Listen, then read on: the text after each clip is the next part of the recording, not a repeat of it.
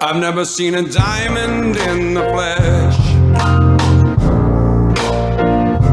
I cut my teeth on wedding rings. Dude, that's pretty cool. Man, that is a, I just that said is a clown. sad clown. Dude, that's pretty good.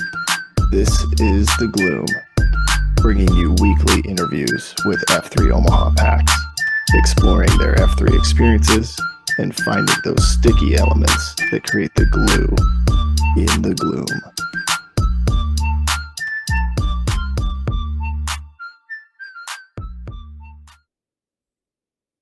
All right, we're live. We got another guest, and man, I'm excited to just get this guy's story out there. I think I've heard this guy's story in the gloom, and just have been impacted by the way that he leads, the way that he carries himself, the level of vulnerability, and just the way that he cares about other people. And so we've got Touche on the cast today, and man, Touche, you look good. It's a little bit early, like you mentioned. We're maybe have some coffee going here, but want to get your thoughts on just sort of where it started. So, who EH'd you to F3? What was that first workout like? And then, how did you get the name Touche? Okay. Well, yeah. First, thank you guys for having me. This is exciting and a cool deal, and I'm glad to be a part of it. So, I started it was July 3rd in 2020, actually. And so I had, I know Frosty pretty good from the outside, and same with Slow Pitch, and seeing those guys and kind of where the weight loss and I heard about, Slow Pitch would always tell me about working out in the morning and all this. And I finally got to a point where I was tired of how I was living. And so, way overweight. I would get tired. And so he was like, well, we got this thing in the morning. And I started asking about it. And I have a Thursday night. I see him every Thursday night. So talk to him about it. And he said, come in the morning. I had my son that weekend because he loves coming out for 4th of July. And my son's like, I was like, should I do this thing? It's at 5:30. And he's like, yeah, Dad, you should. It'd be good. And I was like, you want to go? He said, absolutely not. And so, he was 16 at the time or 15. But so I went out, and it was at Golden Spike, and it was Sergeant Slaughter, and it was his cue, and I thought I was gonna die. Oh no, was that his VQ? I don't think it was his VQ. It didn't seem like it, Okay. but the whole morning was kind of a blur. I just know that we did stuff that I've never done before. At one point, he had us doing these military jump up, go down, roll over, do a push up, and when we were supposed to be doing push-ups, I think I was standing up, and by the time I got down to do a push-up, they were already 3 moves ahead of me, so I was way behind everybody. But I remember they called Omaha, and I felt good. There was not one person. Slow Pitch stayed with me. A couple other guys stayed with me because I was definitely the 6, and was for a while. But then after. Just how excited I was to finish it, and as a matter of fact, Slow Pitch sent me a picture of my smile during Name-A-Rama after, which was kind of cool. But during Name-A-Rama, I got my name. I had they brought me into the middle, and Slow Pitch was kind of throwing out I'm into transportation and throwing out Cletus and some other names like that. And I had a Broncos shirt on, and Firewalker said, "Where'd you get that shirt?" "The carnival." "You get that at a carnival?" And I said, "It's better than the team on your hat." And he had a Hawkeyes hat, and someone yelled Touche. I later found out it was TC yelled Touche, and that was it. So, Nice. yes, it was, I was glad to have that name. So yes, that's kind of how that came about. Man, if it's the workout I'm thinking of, Slaughter got us to the top of that hill, and then he just goes, "Welcome to the slaughterhouse," and I just remember thinking like, "Oh crap, this guy he means business." Was it that workout? Yes, and it was brutal. We were on the field most of the time. I think we did run up to the hill. Like I said, I don't remember. I didn't have any blood left in my head. It was all in my heart, just trying to stay alive. And that's really how I felt. And then after we went to coffee, and Slow Pitch said, "Hey, you want to come tomorrow?" And it was 4th of July. It was the 1776. And I was like, sure.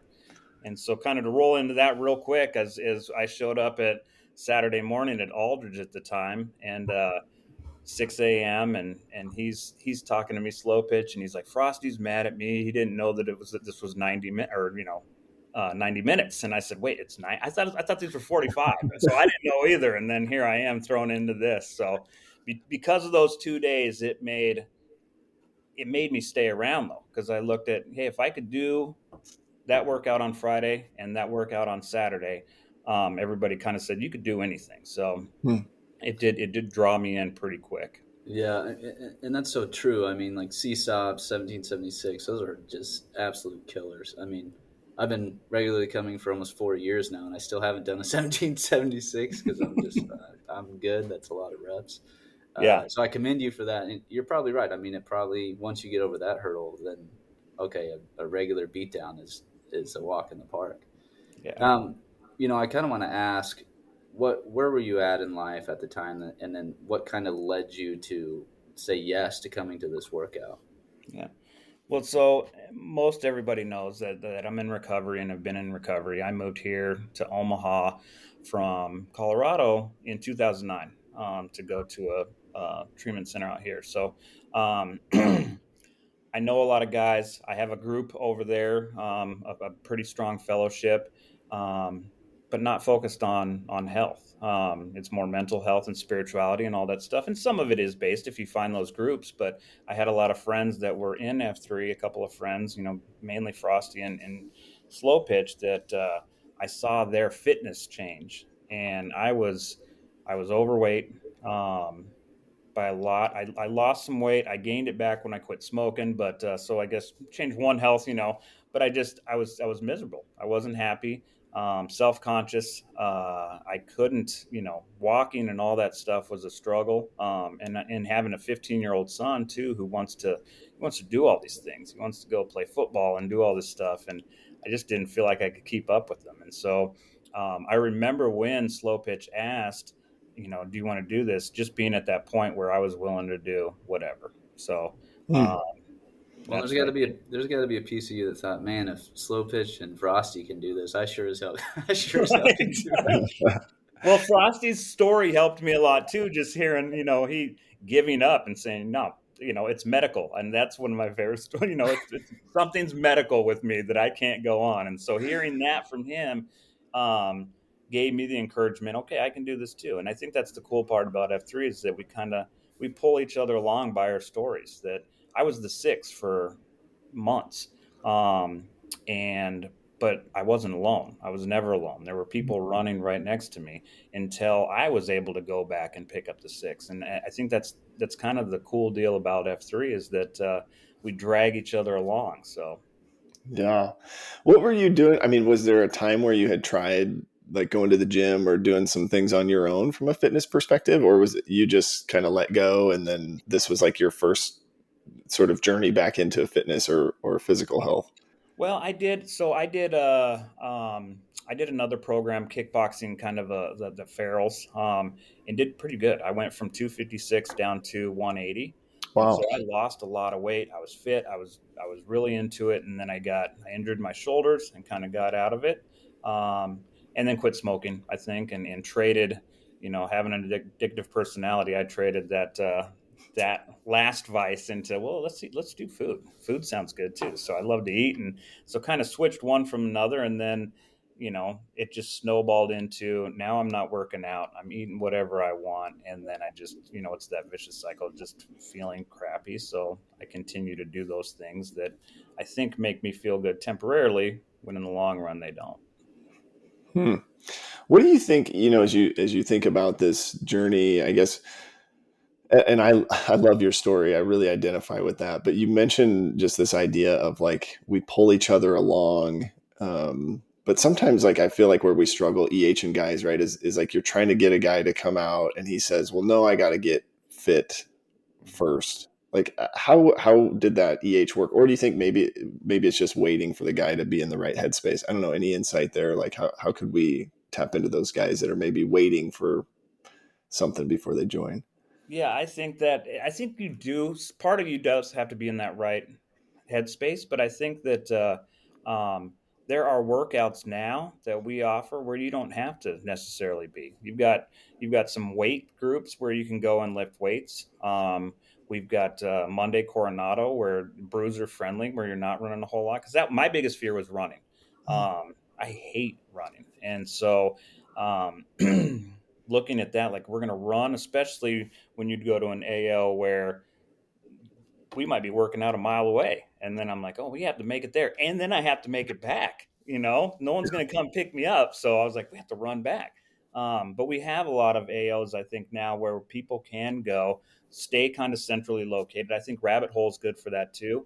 And we've had some new guys out there because my big sell on that is, well, we'll work out for half an hour and then we'll play a game. Who doesn't want to play a game? So, that's kind of the draw there. But I think it is the cool part is that, getting those new people or when you're EHing to, hey, I'll be right there next to you. I'm going to be working out with you. And then having that story myself, I can pass that on to someone else. Hey, this is what my experience was.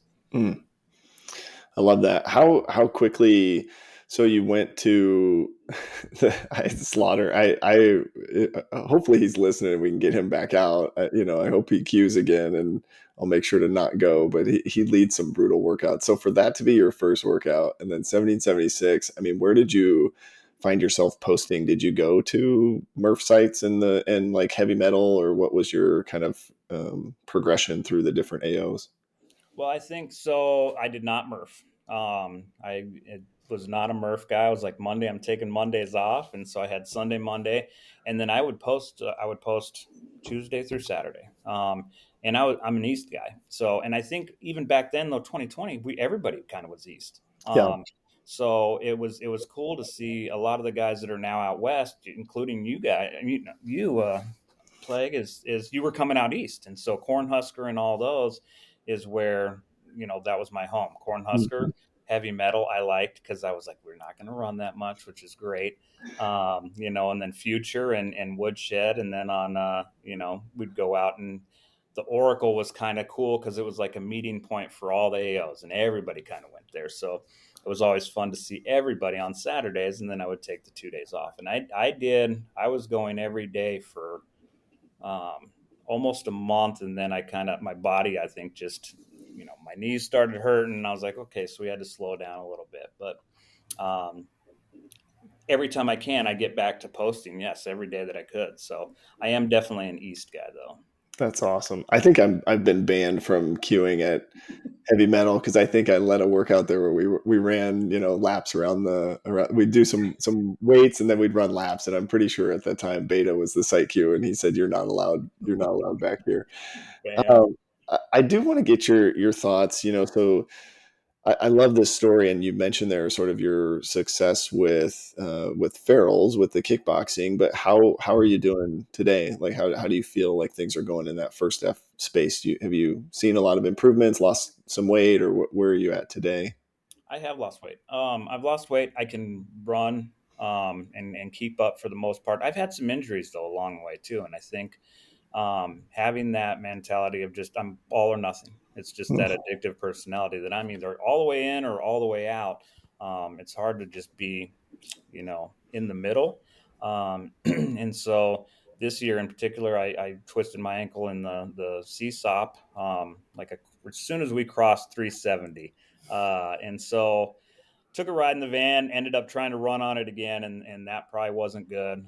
So I was out for a while because of that. And then have a shoulder issue. So, and most recently, like plantar fasciitis. So I was like, man, getting old is not for the weak, I guess. But I've been, I feel better now. I've been posting, which is good to just get back out. And even with that Rabbit Hole being the site queue at Rabbit Hole, I did post there. I figured that's kind of my responsibility I'm bringing these guys, asking these guys to do this, I need to come out. And even when my ankle was real bad, I would just ruck around the pond there. So I think for me, it's important just to show up. Bobsled was a good example of that when he was injured. He just showed up and he did what he could. It's so easy for us or me to fall out of routine that I really just need to make sure that I am coming, and we have a lot of options now. like we're talking Well, about. We've got the Coronado and Wednesday, and yeah, well, and I think you're talking about something that most guys will go through is like this waning. I mean, dealing with injuries is a legitimate thing, right? And there is this innate thing in men, I feel like, where we think we've got to continue to push and we've got to continue to be tough and we need to be toward the front of the pack and continue to perform. But I like what you did. You're like, hey, like I'm going to try and push, and I know the limitations of my body. I'm going to feel okay modifying, but I'm still going to meet my obligation to be there at the rabbit hole. And, if I had to think of one thing that we may not do well, it may, you know, we say modify, but I mean, how often am I actually modifying? I don't know. Um, I know we've done bruiser sides, things of that nature, which is, I think, great. We're being more inclusive. We're providing more opportunity for guys. But I am super grateful that you continue to show up when you could. And you just modified, right? Yeah, I can't do these things physically, but here's what I can do and what I can provide. And hopefully you were met with grace, right? I mean, hopefully if you spend some time away and you're coming back, hey, I'm ready to go again. It's like you never left is what I'm hopeful.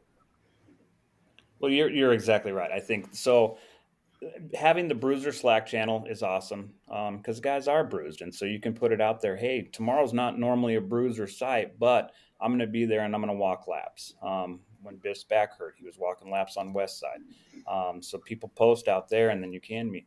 My issue is just in my own head. Like you said, modifying. How often am I modifying? I'm going to go. Well, these people aren't going to, everybody's going to think I'm not putting in effort if I don't try. And so then I push myself into a position that maybe I shouldn't have done. So I think that bruiser site is nice in the Slack where we can meet, other people that are bruised, because it like you said, it's a man thing, this ego that I have that, you guys aren't concerned about me. It's me thinking that, oh, you guys are gonna, everybody's gonna make fun of me and think I'm not putting in an effort. So Yeah, I think I've gone through seasons of 6 day a week poster to now 4, and even when Mary was born, our youngest daughter, I was not posting at all. And I think what I've learned over the years is like you said, just show up, and there's so much value in that, and then not focusing so much on the metrics, right? How many miles, how fast, how many calories, because we're in this for the long game, right? So like Yeah.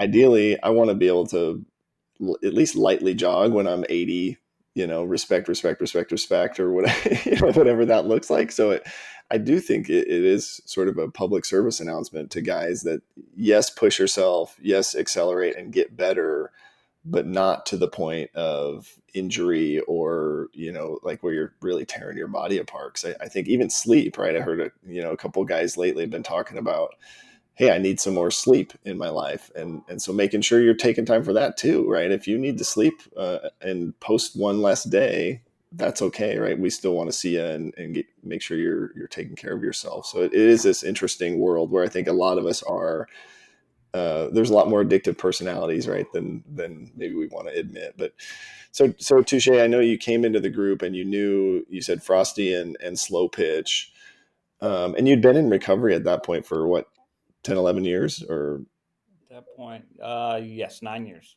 okay. So how did you go about building new friendships or relationships with guys in the group? What was your process, or what was that like? I think it's almost organic. I think for in the gloom is that just there's so much um, care and concern for the next guy, and I think that when you get out at 5:30 in the morning with other guys, there's already a bond there. Like, what are we doing? Most of us go to work, and people are like, you were out working out at, especially in winter or when you have bad weather.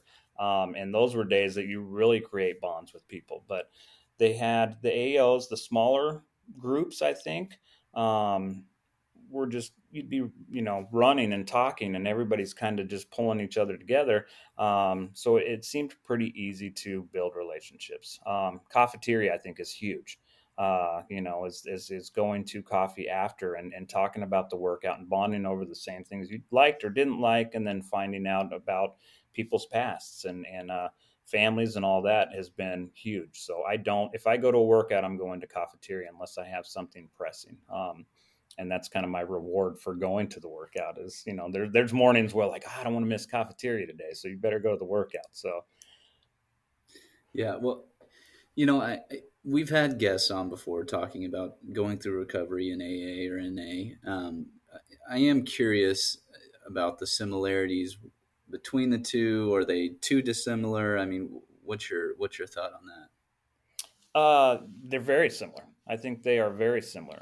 It even talks about it in the Free to Lead. Kind of some of the things were pulled from 12-step programs into F3, and I think um, kind of the carry each other and that bonding is big. If I'm going to get vulnerable, you're probably going to get vulnerable as well, and it's a safe space for that. So I think that um, you know having kind of that all inclusive, especially with like the third F, that it's not one thing. It's I can my spirituality is my spirituality, and F3 is open to that, whatever it is. So we have organized religion, we have spiritual, we have people that don't believe, um, and it's open to all that. So I am I'm not one who likes authority, and that's just my past. And so being open to all men and being able to come in and have my beliefs is refreshing. I you know I am curious. Have you been able to use the two organizations symbiotically, where you've got a guy in one organization who you're EHing to come to F3, or someone that you've met along the way that you've kind of helped transition and help kind of lead them in that other organization? Yeah, it's happened both ways. So, and I think there's several people in, uh, you know, recovery that have done both in recovery and F3. So, I think the biggest thing is as I walk through, most people know that I'm sober, so I have to be an example of what that program does for me. If I'm running around and I'm yelling at people, it's probably not a great example. Same with F3s. I need to go out in the community. People know I work out. We talk a lot. It's hey, guess what? Come work out with me at 5:30 in the morning. If I walk around and I'm mean to people, um, and they think that's a support group, it's going to set a bad example. So I think just trying to be a good example in both those, you draw people in, and so it is open to, hey, I heard that you guys are in a workout group. It comes from the 12-step side, and then also when people have issues in F3. I was asked last weekend, just kind of, hey, I got this buddy, this is what he's going through. Is there, do you have any advice? Which I think it's a cool deal. It is a cool deal to going both ways, bringing people in both, and then you get to see them either grow up, or spiritually and kind of grow in the 12-step program, and then we've seen people come in from that side over into F3 that get fit and can exercise and run their first mile, and it's a cool deal. Oh man, I love that. Plague and I have had a lot of conversations about recovery. I come from a family that is dealing with it. I've got a brother who's currently dealing with it right now. Plague obviously has a story that he's shared many times. So I just love that you continue to lead in both spaces, um, which I think is kind of man's calling, right?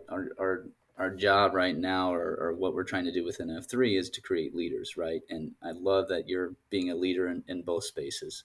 And I am curious. You talked about your son and that first workout. I'm curious the impact that this has had on you and your son's relationship.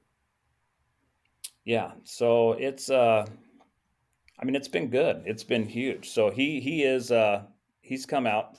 I made him come out for my birthday. That's how I finally got him out, like a year and a half, 2 years. So he lives in Colorado. Actually, he moved here now, but he lived in Colorado. He just moved here to go to UNO a couple weeks ago, actually. So, um, but he was out visiting. It was over Christmas, and he got the name. I think Wait Time named him Ricky Bobby. So because he said he had his mullet, and he said he liked to go fast, but um, it has created a bond with us too, and just there's a lot of just being a leader and trying to be an example for my son, and I get a lot of that from F3 of just how to be a man and how to be a leader.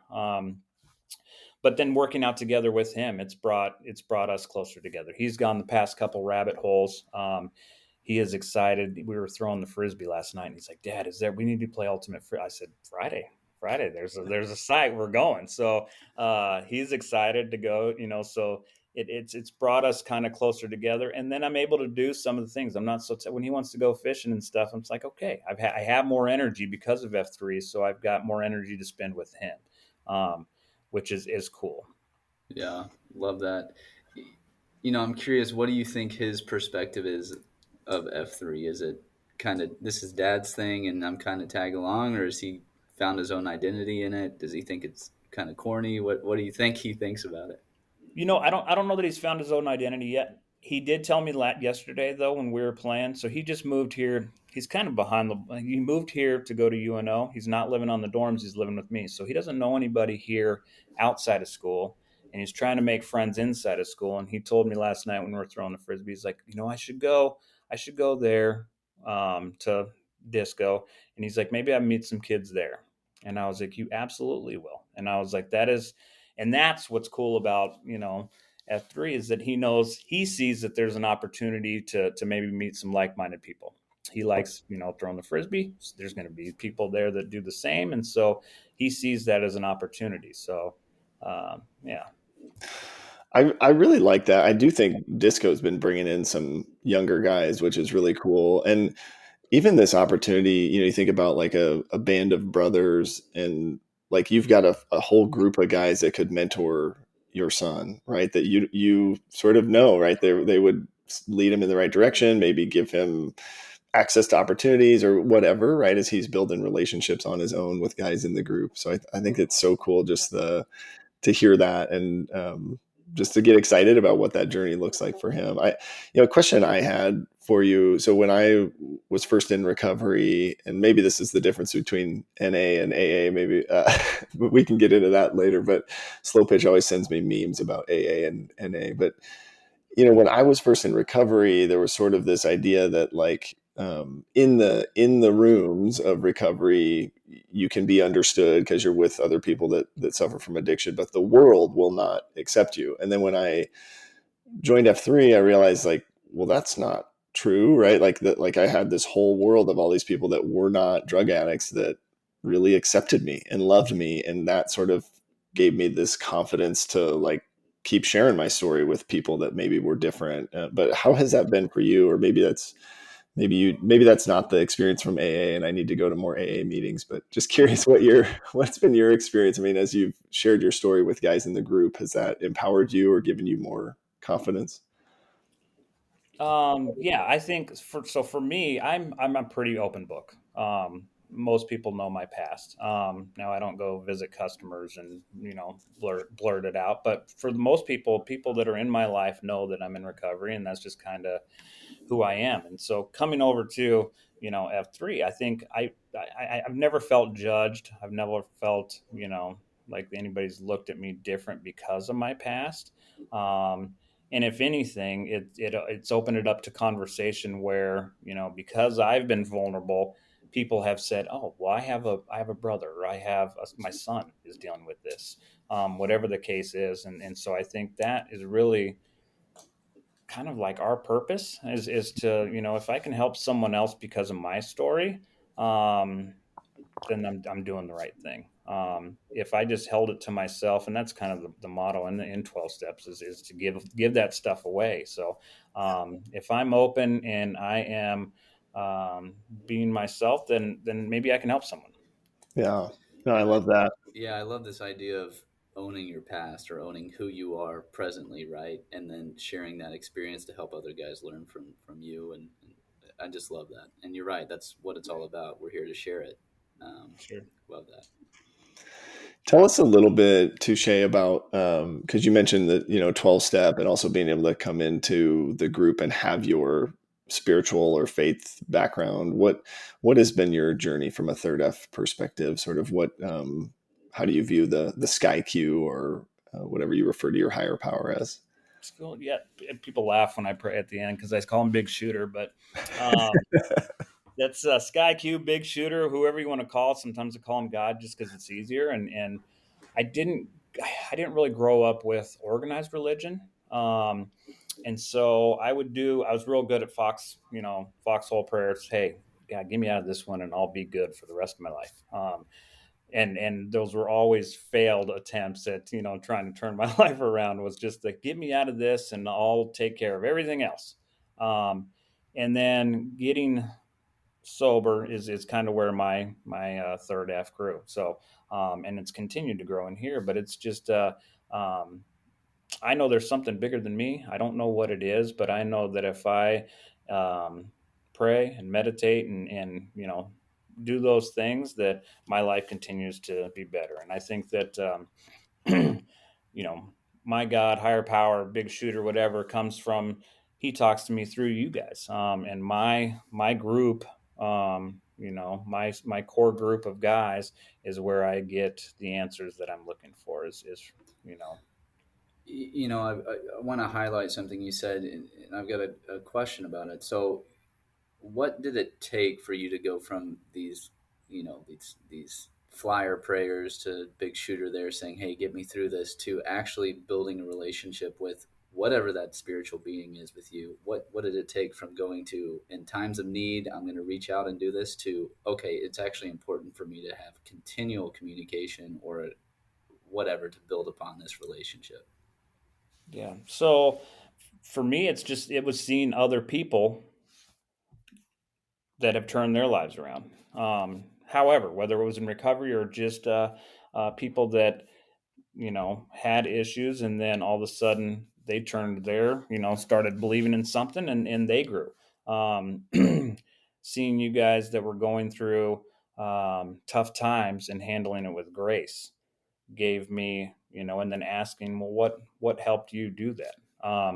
And then so that was the biggest thing I think for me, or the turning point where I was able to give up, you know, kind of my will and be able to follow direction. And a lot of that comes in, the recovery community, the steps, working the steps and doing all that. I mean, they're in an order.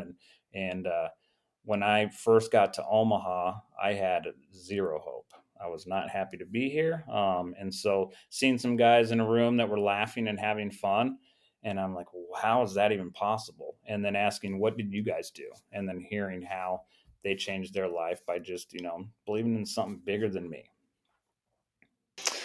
I love that. And I think it aligns so perfectly, right? Because we're, like you said in F3, we're not trying to tell you what religion to believe in or a name or a specific person. We're just saying there's someone bigger than you, right? That's controlling all of this. And so just take yourself out of the center, which I think is perfect. I want to get your thoughts on sort of our mission, right? So we're trying to reinvigorate male community leadership. And we do that in several ways, right? We try to get a guy to lead his VQ, maybe give a guy a chance to lead a site. And so I just want to hear what your journey was, maybe what your VQ was like, any nerves going into that. And then would love to hear about the rabbit hole and some of your experience there. Yeah. I think that is one of the coolest aspects of F3 is the leadership part. I have talked about it at work when we've talked about leadership here, and I'm part of a leadership group. And it's not just working out. It is very much working out and building that leadership muscle. My VQ was it was impromptu actually. So I was going to co-Q with Frosty. And it was, he got sick and he texted me the night before, "Hey, I'm not able to come. I apologize." And I was like, "Oh man." So I was like, "I'm doing this on my own." And so I think for me, it was a good thing. I wasn't overthinking, I didn't have a whole bunch of time to stress. And so I was just kind of thrown in. And so it kind of worked out. And I think the coolest part about that day, I think it was cold. It was like the 29th. It was this day about my house. Actually, it was kind of a big day, but, queued that morning. And so I'm doing, we were doing, defrosting, for Frosty. And so we're counting down and I cannot breathe. And Patton, all of a sudden, he starts counting, just took over counting. And then we went through one round, and then someone else grabbed it and went through the next round. And so that is F3. That to me is just, I couldn't do it. I couldn't breathe anymore. And the packs just, they stepped up and they took over. And that's a very cool thing. I also think, like, I think about the 2.0s and stuff, my son and some of these other younger 2.0s. What a great community to have to build strong leaders. You asked about Rabbit Hole, and I just recently gave that one up, but Rabbit Hole, we've had several 2.0 VQs there. And I think it's because it's very welcoming. There's a game there. Sharknado did his. He came to a workout that we just did. Spreadsheet just did a game and saw that, and so he asked me immediately, "Hey, can I have my VQ here?" And I was like, "Absolutely." And one of the best COTs, and it was on toxic masculinity, and but you see these leaders, Bookworm had his VQ 2 weeks ago. Seeing these young guys that are coming in and becoming leaders is a pretty sweet deal. And then as far as Rabbit Hole, I think that is the cool part. So seeing the 2.0s, I think it's very comfortable. One of the things Sharknado said that really I thought was in what Rabbit Hole is to me, is they play games and they do sports at school. And there's some kids that are really into them, and there's always a score, and there's that talking. And at Rabbit Hole, there's not. We're out there, we're having fun. Half the time we don't know the score. We're running back to the flags, and we're just talking about whatever play somebody made. And it's kind of the running joke. The last play of the game is always next score wins. And that's kind of how the Rabbit Hole works. So whoever, when it's time to call Omaha, next score wins, and that's the Rabbit Hole. So it's kind of cool. That's awesome. I will share a secret with you. What Frosty did canceling on you for a CoQ, that's a trick of the trade right there. That's how you get guys to lead their first VQ. Yeah, the little trick. I don't know if he was really sick or not. It worked out exactly the way it was supposed to. So well, that's perfect, man. Well, I did want to ask. You say you're in a leadership role at work. I don't know if you've sponsored individuals with an AA, but I'm curious on what things from F3 that kind of reinvigorated your leadership or helped you with your leadership that kind of carried over to your regular life. Yeah. So I think a lot of it carries over into work, and it's just being, the VQ or anytime you queue, just being prepared, having a plan, and then the confidence, I think, just to get up in front of a group and lead. The more you do that, the easier it gets. It really is like a muscle that you work out. The more you lead anyone, it just becomes easier. I always say too that in the morning, the hardest thing I do all day is really working out. And then if I can get that workout done, my day's pretty smooth sailing. And so that confidence that comes from that also carries over into a leadership role here. If I can go run 2 miles or do these burpees, that leading someone else and having them stick to the game plan doesn't seem so hard. I think one of the things that I see, like you mentioned with Rabbit Hole, not just for 2.0s, but for any guy, right, that has sort of been, I'll say, a victim of toxic masculinity. I didn't get to go to Sharknado's VQ, but Gator, I think, sent me the COT that he had written down, and sort of this idea, right, of like a young boy or man is supposed to be good at sports, or not, and for kids that maybe that's not their interest, right? They want to do music, or maybe it's dancing or something else, but still giving them space to play, right, and enjoy a game that's not about the score and not about who's the fastest or can jump the highest, some of those things, and I think that's to me, that's part of being open to all men, right? Like I think just affording guys the ability to go out and have fun. I've struggled with like having fun and working out at the same time. I get a little bit too competitive. So I know, I don't know. I think we played kickball at Woodshed one time, and if Ponzi's in town, I'll just say he's a cheater. So, I wouldn't play against him. But anyway, Touche, I want to get your thoughts too. So you recently passed the shovel flag. And just tell us about, the succession planning, and I believe No Cry, right, is who took that over. Tell us about him. Yeah. So, and briefly, just on the rabbit hole, that's exactly what it is. I think it's a place to go have fun. I know, growing up, I was not into sports. I liked playing sports, but I was not the guy. I was not the first one pick. I was usually the last one. I had that fear of when the ball's coming to me, like, oh God, everybody's looking, and and sometimes you get that in at the rabbit hole. The ball's coming to you, and oh, am I going to get the out? And you drop the ball, and no one says anything though. So that's kind of the difference. Back then it was there was a little difference, but um, I think for me, yes, the rabbit hole is it's all about it's fun and having fun working out, and so I had No Cry kind of chose me, if that makes sense. So when he showed up one morning, and I don't want to get too much in his story, but you could tell something was wrong.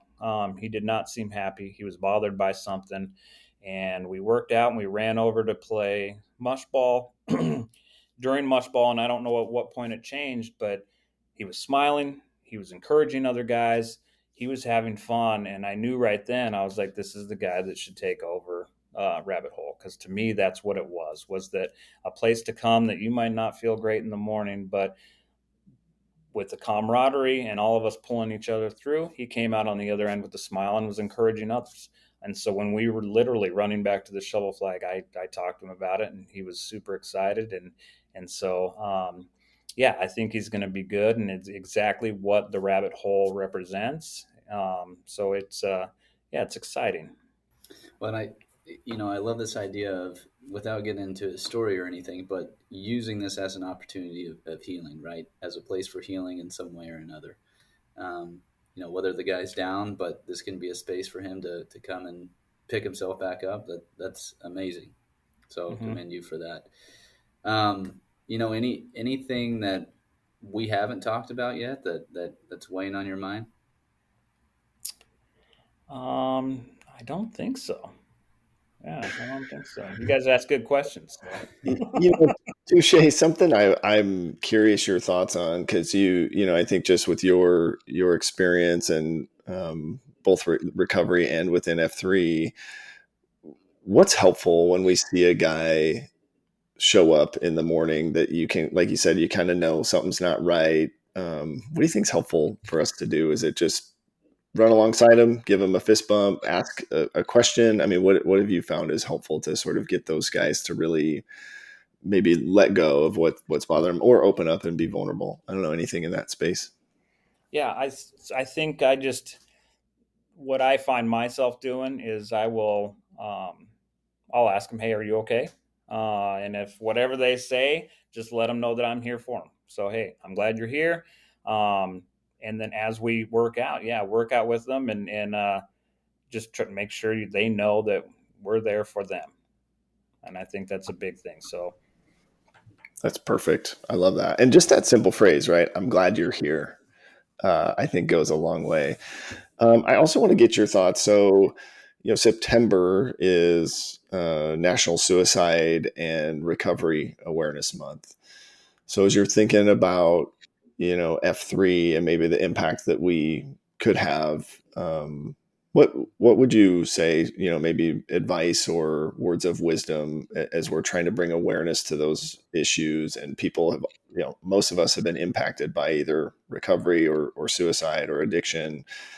Anything that we could be doing as far as reaching out to people, or anything in that space that you would offer just based on your experience? I think it's just being vulnerable, whether it's in a COT or during the prayer requests. If you've got a prayer request on your heart, be vulnerable about it, and ask for that prayer. Whether it is just um, hey, it's September. Think about the suicide and recovery. Just because what I found that when you do that, you open it up to someone that might be feeling like they can't speak up. And then it also puts it out there that, hey, this might be a guy that I need to go talk to. So I think that just being vulnerable, in the gloom, and being open with where you're at in life is going to help, encourage someone else to say something if they have an issue. And you kind of see it. You see it when someone, sometimes everybody's standing around during paragraph and not saying anything, and then one person will say it, and then it kind of snowballs into this, okay, someone said something, I can say something too. So Absolutely. I think just to sort of wrap up here, I think the last question we would have for you is just where are you at today in your life? What do you need prayers or encouragement for when we see you out there? Is there anything in that space that we could be praying for you, or just when we see us ask you about or encourage you on?